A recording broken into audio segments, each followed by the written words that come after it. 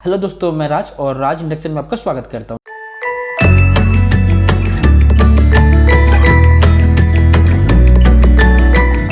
दोस्तों आज है संडे और आज का एपिसोड क्या है, आपका क्वेश्चन और मेरा आंसर।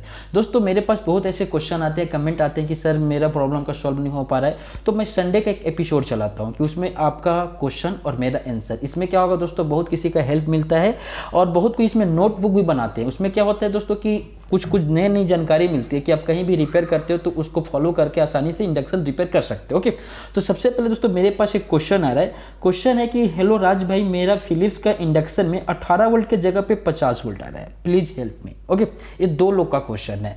तो सबसे पहले क्या होता है दोस्तों कि फिलिप्स का इंडक्शन का जो पावर सप्लाई एसएमपीएस होता है उसमें आजकल 7 पिन की आईसी लगी रहती है। ठीक, अभी कभी कभी क्या होता है कि आप वाइपर वगैरह लगा देते हो या 8124 ऐसी लगा देते हो, लेकिन क्या होता है दोस्तों 24 वोल्ट यानी समझ सॉरी 18 वोल्ट के जगह पे आपका 50 वोल्ट 35 वोल्ट 24 वोल्ट ऐसे क्या होता है बनता है।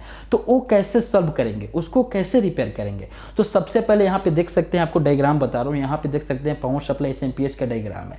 यहाँ पे देख सकते हैं दोस्तों आईसी का पहला और दूसरा क्या होता है, सोर्स होता है यानी ग्राउंड से जुड़ा होता है, और जो 3 नंबर पिन होता है वो होता है आपका समझ लो फीडबैक यानी एफ और बी लिखा रहा है तो फीडबैक है। और 4 नंबर पिन क्या होता है दोस्तों, वीसीसी होता है यानी आईसी को स्टैंड बाई कराने के लिए वीसीसी सप्लाई चाहिए। ओके, और दोस्तों 5 6 7 8 ओके, ये चारों पिन क्या होता है दोस्तों, ड्रेन होता है, यहाँ पे पॉजिटिव सप्लाई आता है।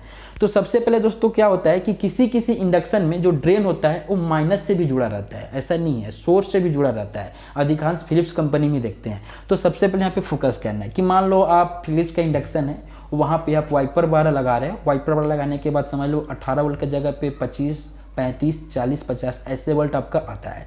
तो जो फीडबैक वहाँ पे देखते हो 18 वोल्ट का जीनर, ओके, वो क्या काम करता है, जैसे आउटपुट में मान लो आउटपुट में जितना वोल्टेज देगा वो क्या करेगा दोस्तों, वो फीडबैक उसको जीनर डायोड से उसको मिलते रहेगा। ओके, जैसे 18 वोल्ट से ज़्यादा होगा तो आईसी को स्विचिंग करवाना बंद करवा देगा। क्यों, क्योंकि दोस्तों आपको पता होगा जो जीनर डायोड होता है जितना वोल्टेज का होता है वहाँ तक वो सही काम करता है, अगर उससे ज़्यादा होता है तो जीनर या शॉर्ट हो जाएगा या वो आईसी के ऊपर इफेक्ट पड़ेगा। तो इसी के नाम से दोस्तों हमेशा फीडबैक में 18 वोल्ट का जीनर ही लगाते हैं, क्योंकि हमको आउटपुट में 18 वोल्ट ही चाहिए, तो जीनर आपका 18 वोल्ट तक काम करेगा ही, और जैसे उससे ज़्यादा होगा तो आईसी को स्विचिंग करवाना बंद करवा देगा। ओके, तो वहाँ पे आपको क्या करना पड़ेगा, जो वीसीसी होता है वहाँ पे आपका समझ लो जो सप्लाई आता है 18 वोल्ट उससे एक जीनर लगा दो। जीनर आपको सिंबल में आपको दिखा दिया हूँ, इस टाइप का जीनर लगाना है, तो वो फीडबैक में आपका जीनर लग जाएगा, तो आउटपुट में जो सप्लाई होगा वो 18 वोल्ट से ज़्यादा नहीं बनेगा। ओके, फिर एक क्वेश्चन मेरे पास आ रहा है कि राज भाई हेवल्स इंस्टा कुक है, बार बार ऑटो ऑफ हो रहा है। ओके, ये बहुत ऐसे प्रॉब्लम देखने को मिलता है कि आजकल जितने सारे इंडक्शन आजकल आ रहे हैं उसमें क्या होता है दोस्तों कि जैसे डिस्प्ले कंट्रोल पैनल में आप स्टैंड बाई करते हो, स्टैंड बाई करने में ऑन ऑफ स्विच को जैसे पुश करते हो, पुश करने के बाद दोस्तों क्या होता है कि आपका डिस्प्ले आता है तुरंत आपका ऑफ हो जाता है, उसको ऑटो ऑन ऑफ बहुत कोई बोलने लगा है। तो दोस्तों पहले का जो इंडक्शन आता था कि आईजीबीटी सेक्शन में प्रॉब्लम होती थी तो एक एरर कोड शो करता था, हो सकता था कि जैसे बहुत सारे इंडक्शन में E9 का भी आता था, E7 का भी आता था। और आजकल का जो इंडक्शन आ रहा है हेवल्स का हो गया, उषा का हो गया, बजाज का हो गया, तो उसमें क्या होता है कि अगर आईजीबीटी सेक्शन में कोई सा भी प्रॉब्लम हो तो क्या होता है, जैसे डिस्प्ले से ऑन करोगे फिर होगा ऑन और फिर जाके ऑफ हो जाएगा। ओके, ऐसा प्रॉब्लम क्रिएट होता है, तो वो प्रॉब्लम को आईजीबीटी सेक्शन को चेक करते हैं। आईजीबीटी सेक्शन में दोस्तों क्या होता है कि आपको यहाँ पीक में दिखा रहा हूँ पीसीबी को, यहाँ पे देखने की कोशिश करना। सबसे पहले दोनों कैपेसिटर को चेक करो। दोनों कैपेसिटर चेक करने के बाद में दोस्तों जो कॉइल का इनपुट और कॉइल का आउटपुट होता है, अगर आपका 16 पिन का आईसी लगा है डीप में तो वहाँ पे आईसी के 1 नंबर पिन पे और 2 नंबर पिन पे 1 वोल्ट चेक करो। 1 वोल्ट से समझ लो वहाँ पे ज़्यादा नहीं होना चाहिए, और 1 वोल्ट से समझ लो वहाँ पे परफेक्ट 1 वोल्ट यानी समझ लो 1.3 1.5 यानी समझ लो 0.9 ऐसे भी हो सकता है। ओके, लेकिन वहाँ पे समझ लो 1 वोल्ट के करीब में होना चाहिए। कॉइल का इनपुट और कॉइल के आउटपुट आईसी के 1 नंबर पिन और 2 नंबर पिन होता है, और जो 3 नंबर पिन होता है वो जाता है दोस्तों यहाँ से एक सिग्नल निकलता है जो पीएमडब्ल्यू सेक्शन को क्या करता है दोस्तों, सिग्नल देता है। ओके, तो 3 नंबर पिन से जाता है। अब दोस्तों जो पीएमडब्ल्यू सेक्शन होता है, पीएमडब्ल्यू सेक्शन में आपका जो ट्रांजिस्टर लगा रहता है, 3 ट्रांजिस्टर आपका एनपीएन होगा और 1 पीएनपी होगा। ओके, वहाँ पे एक स्विचिंग डायोड भी लगा रहता है, तो वो कंपोनेंट का आपको चेक करना पड़ेगा। और इंपॉर्टेंट क्या होता है दोस्तों, मान लो कि आप आईजीबीटी रिप्लेसमेंट कर दे, तो आईजीबीटी रिप्लेसमेंट कर दिया। जैसे आपने आईजीबीटी लगाया और उसको सप्लाई दिया, सप्लाई देने के बाद प्रॉब्लम क्रिएट होता है, तो क्या करना पड़ता है दोस्तों, आईजीबीटी लगाने से पहले आईजीबीटी के एमीटर और टू गेट दोनों पे मीटर को डायोड रेंज में रखना है और वहाँ पे चेक करना है, शॉर्टिंग तो नहीं है। वहाँ पे अगर चेक करोगे तो एक डायोड जैसा नॉर्मल चेक होता है, समझ लो 18 वोल्ट का डायोड हो गया, नॉर्मल जैसे मीटर में चेक होता है वहाँ पे उसका चेक वहाँ पे बताएगा, उस टाइप का अगर बताता है डायोड का चेक करने का, मान लो मीटर में आप चेक कर रहे हो तो 600 कुछ ओम बताएगा, ऐसे बता रहा है तो आपका वहाँ पे सही है। अगर एमीटर टू गेट अगर शॉर्टिंग बता रहा है तो वहाँ पे एक डायोड लगा रहता है 18 वोल्ट का, ओके, प्रोटेक्शन के लिए। और डायोड को आपको क्या करना पड़ेगा, बाहर निकाल के चेक करना पड़ेगा, ऐसा होता है। और अधिकतम प्रॉब्लम क्या होता है दोस्तों कि जो कैपेसिटर होता है, समझ लो 0.33 माइक्रोफैराड 1200 वोल्ट का, वो वीक हो जाता है, तो उसको एक बार चेंज करके ही देख लेना आपको। अगर मीटर से भी चेक कर रहे हो, अगर सही बता रहा है, लेकिन तब भी से भी एक बार कंफर्म कर लो, उसको दूसरा लगा के रिप्लेसमेंट करके वहाँ पे देख लो। ये प्रॉब्लम बहुत आजकल आ रहा है, इसके ऊपर मैं डीपली वीडियो बनाने की कोशिश करूँगा और बना भी चुका हूँ, ओके। फिर से दोस्तों अपने क्वेश्चन की तरफ बढ़ते हैं। एक क्वेश्चन आ रहा है कि सर मार्केट में चाइना पीसीबी आता है, मार्केट में चाइना किसी भी आता है तो उसके ऊपर वीडियो बनाओ प्लीज़। तो दोस्तों मार्केट में जो पीसीबी आती है चाइना का, वो लगभग 3 से 4 प्रकार की आती है और अलग अलग जगह पे अलग अलग डिमांड की पीसीबी है। जैसे दोस्तों मेरे पास क्या होता है, मेरे पास डीजी कंपनी के पीसीबी ज़्यादा यूज करते हैं चाइना का, या समझ लो जो एक और मॉड्यूल कंपनी बनाती है वो कंपनी का हम यूज करते हैं, ओके।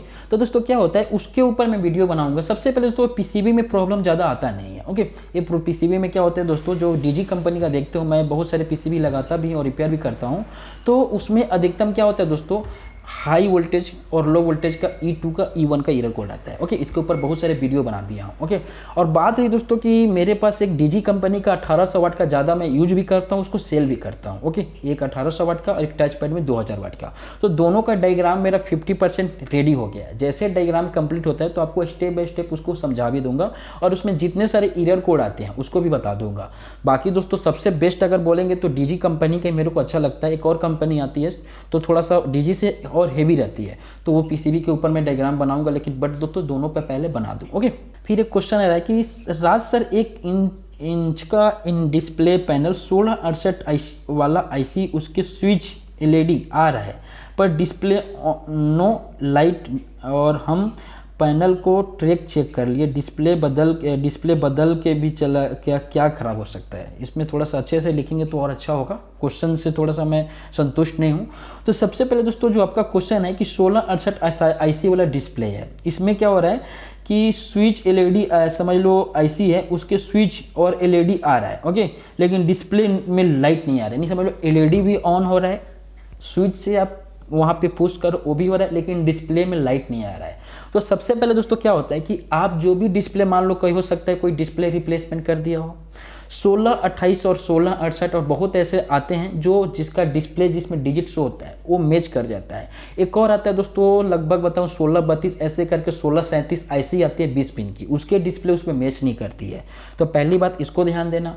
अगर डिस्प्ले में लाइट नहीं आती है तो सबसे पहले आपको क्या करना पड़ेगा, मेन जो वहाँ पे देखते हो डिस्प्ले ड्राइवर आईसी 1668 उसको रिप्लेसमेंट कर दो, क्योंकि उसी से सिग्नल जाता है। एक प्रकार का समझ लो जो डिस्प्ले है एलईडी है, वो एलईडी जलता है उसी की वजह से, तो उसको एक बार चेंज कर दो। और तीसरी बात क्या होता है दोस्तों, अगर उसमें एलईडी बल्ब ग्लो हो रहा है, पूरे का पूरे एलईडी बल्ब ग्लो हो रहा है, तो आईसी परफेक्ट होना चाहिए। आपका कहीं ना कहीं ट्रैक मिस कर रहे हो, या हो सकता है उसको अपोजिट यानी उल्टा लगा देते हो, तो उसको भी कंफर्म कर लेना कि उल्टा है कि सही है, ठीक है। फिर एक क्वेश्चन है कि राज सर बजाज पॉपुलर स्मार्ट का इंडक्शन है, इसमें E0 का एरर कोड आ रहा है, सभी वोल्टेज चेक कर लिया, डाउन कैपेसिटर चेक कर लिया, वहाँ भी सही है, आईसी पर दे से 2 वोल्ट भी आ रहा है, ओके। तो इसमें प्रॉब्लम क्या हो सकता है। सबसे पहले दोस्तों अगर उसमें E0 आता है तो IGBT सेक्शन की प्रॉब्लम होती है कि IGBT सेक्शन में अगर कोई सा भी उसमें प्रॉब्लम होता है तो उसमें E0 का एरर कोड ही आता है। तो बहुत कोई क्या करता है दोस्तों, चेक करने के लिए कर लेते हैं। मैंने एक वीडियो भी बनाया था आज की, वो भी बोल रहे थे कि मैंने बहुत सारे कंपोनेंट को चेक कर लिए, लेकिन आप वो वीडियो में आपको बताया था कि जो IGBT का गेट होता है PMW सेक्शन को दोनों को जोड़ता है यानी क्लिप करता है, वहाँ पर उन्होंने 10K का रेजिस्टेंस लगा दिए थे, उसके नाम से क्या होता है IGBT स्विचिंग नहीं कर रहा था, तो E4 का एरर कोड आ रहा था।